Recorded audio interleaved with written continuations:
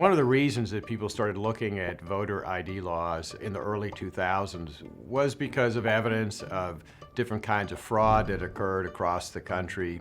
And there was great concern over the fact that we, in essence, have an honor system in which there are no checks, no security measures to make sure that fraud is not occurring. And so state legislatures, such as those in Georgia and Indiana, decided, well, we should start taking some steps to remedy that problem.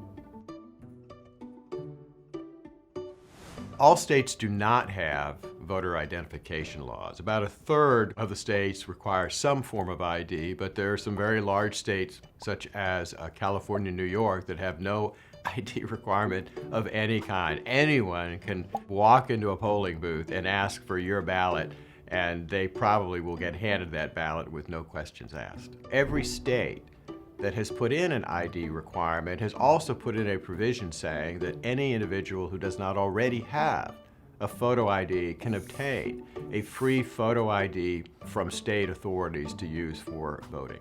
Some claims have been made that even in states that produce a free ID, that somehow it's too costly for individuals without an ID to do that. The courts in the litigation involving those state laws have looked at those issues, and almost all of them have concluded it is a very minor cost, it is a tangential burden, it doesn't keep people from getting voter IDs. Every state that has passed such a law has ended up in litigation. The vast majority of those cases, the states won. The plaintiffs in all those cases were unable to prove that those laws were discriminatory. The biggest case when it comes to voter ID is the 2008 case in which the U.S. Supreme Court upheld the constitutionality of Indiana's government-issued photo ID requirement. Court judges pointed out that the plaintiffs have been unable to find a single individual who would be unable to vote because of the ID requirement. It was a decision written by former Justice John Paul Stevens, a liberal stalwart of the court, saying that requiring an ID is a tangential burden. It's one the vast majority of Americans can easily meet, and it is a legitimate requirement for states who want to ensure the security and integrity of the election process.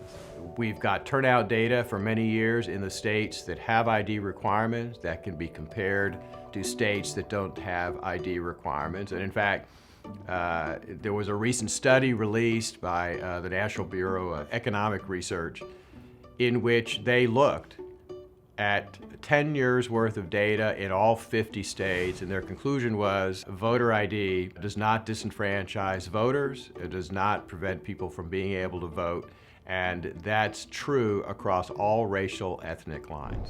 It's true that there are other kinds of fraud that cannot be stopped through the use of a voter ID law, but all that means is that voter ID is simply one of the steps that needs to be taken. Unfortunately, one of the most common kinds of fraud is absentee ballot fraud. A number of states, including Kansas, for example, and Alabama, they have put in an ID requirement not just for in-person voting, but also for absentee balloting. So has the state of Wisconsin. Voting is a fundamental right. It's a right upon which all of our other rights depend. The stability of our democracy depends on a fair and secure election process.